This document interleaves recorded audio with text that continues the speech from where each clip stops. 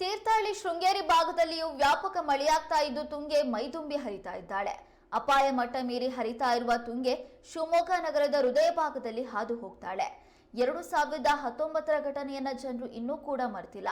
ಹಾಗಾಗಿ ವಿದ್ಯಾನಗರ, ಇಮಾಂಬಾಡ ಸೇರಿದಂತೆ ಇತರೆ ಭಾಗದ ಜನರಲ್ಲಿ ಆತಂಕ ಮನೆ ಮಾಡಿದೆ. ಇನ್ನು ತುಂಗಾ ನದಿಯ ಹರಿವಿನ ಮಟ್ಟ ಹೆಚ್ಚಾಗುತ್ತಲೇ ಇದ್ದು ನದಿಗೆ 71,484 ಕ್ಯೂಸೆಕ್ ನೀರನ್ನ ನಿರಂತರವಾಗಿ ಹರಿಬಿಡಲಾಗ್ತಾ ಇದೆ. ಹೀಗಾಗಿ ತುಂಗಾ ನದಿಯಲ್ಲಿ ಅಪಾಯದ ಮುನ್ಸೂಚನೆ ಕಾಣ್ತಾ ಇದೆ. ತುಂಗಾ ಜಲಾಶಯದ ಹೊರಹರಿವು 1 ಲಕ್ಷ ಕ್ಯೂಸೆಕ್ ದಾಟಿದ್ರೆ ಅತ್ತ ಗಜಾನನ ಗ್ಯಾರೇಜ್ ಬಳಿ ಹೆದ್ದಾರಿ ಮೇಲೆ ನೀರು ನುಗ್ಗುವ ಸಾಧ್ಯತೆ ಇದೆ. ಇತ್ತ ವಿದ್ಯಾನಗರದ ಭಾಗಗಳಲ್ಲಿಯೂ ಪ್ರವಾಹ ಸನ್ನಿವೇಶ ಉಂಟಾಗುವ ಸಾಧ್ಯತೆ ಇದೆ.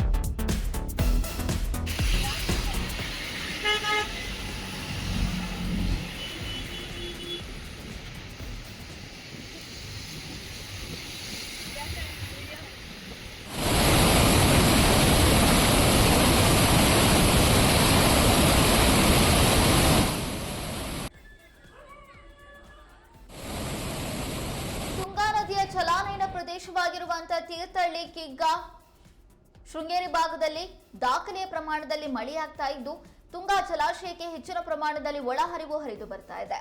ಈಗಾಗಲೇ ಭರ್ತಿಯಾಗಿರುವಂತಹ ತುಂಗಾ ಜಲಾಶಯದಿಂದ 71,000 ಕ್ಯೂಸೆಕ್ ಅಧಿಕ ಪ್ರಮಾಣದಲ್ಲಿ ನೀರನ್ನ ಹೊರಬಿಡಲಾಗ್ತಾ ಇದ್ದು ಈ ನದಿ ಶಿವಮೊಗ್ಗ ನಗರದ ಹೃದಯ ಭಾಗದಲ್ಲಿ ಹಾದು ಹೋಗುತ್ತೆ. ಆ ಹಿನ್ನೆಲೆಯಲ್ಲಿ ತುಂಗಾ ನದಿ ಭರ್ತಿಯಾಗಿ ಸಾಗ್ತಾ ಇರೋದ್ರಿಂದ ತುಂಗಾ ನದಿಯ ಪಾತ್ರದಲ್ಲಿರುವಂತಹ ಜನರಿಗೂ ಕೂಡ ಇದೀಗ ಆತಂಕ ಎದುರಾಗ್ತಾ ಇದೆ. ಯಾಕಂದ್ರೆ 2019ರಲ್ಲಿ ತುಂಗಾ ಜಲಾಶಯದಿಂದ 1 ಲಕ್ಷ ಕ್ಯೂಸೆಕ್ ಹೆಚ್ಚಿನ ಪ್ರಮಾಣದಲ್ಲಿ ನೀರು ಬಿಟ್ಟಾಗ ಶಿವಮೊಗ್ಗ ನಗರದಲ್ಲಿ ತುಂಗಾ ಪಾತ್ರದಲ್ಲಿರುವಂತಹ ಹಲವಾರು ಬಡಾವಣೆಗಳು ಮುಳುಗಡೆಯಾಗಿದ್ವು, ಹಲವಾರು ಮನೆಗಳಿಗೆ ನೀರು ನುಗ್ಗಿತ್ತು. ಅದೇ ಪರಿಸ್ಥಿತಿ ಈ ವರ್ಷವೂ ಉಂಟಾಗುತ್ತಾ ಅನ್ನುವಂತ ಆತಂಕ ಮಲೆನಾಡಿಗರನ್ನ ಕಾಡ್ತಾ ಇದೆ.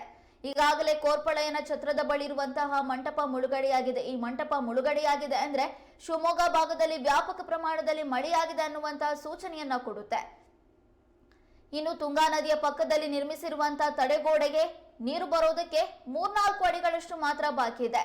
ಒಂದು ವೇಳೆ ತಡೆಗೋಡೆಯನ್ನ ಮೀರಿ ನೀರು ಬಂತು ಅಂದ್ರೆ ಶಿವಮೊಗ್ಗ ನಗರದ ಹಲವಾರು ವಾರ್ಡ್ಗಳಿಗೆ ನೀರು ನುಗ್ಗುತ್ತೆ. ಹಾಗಾಗಿ ಇದೀಗ ಶಿವಮೊಗ್ಗ ನದಿಯ ಸುತ್ತಮುತ್ತ ಇರುವಂತಹ ಜನರಲ್ಲಿ ಆತಂಕ ಮನೆ ಮಾಡಿದೆ.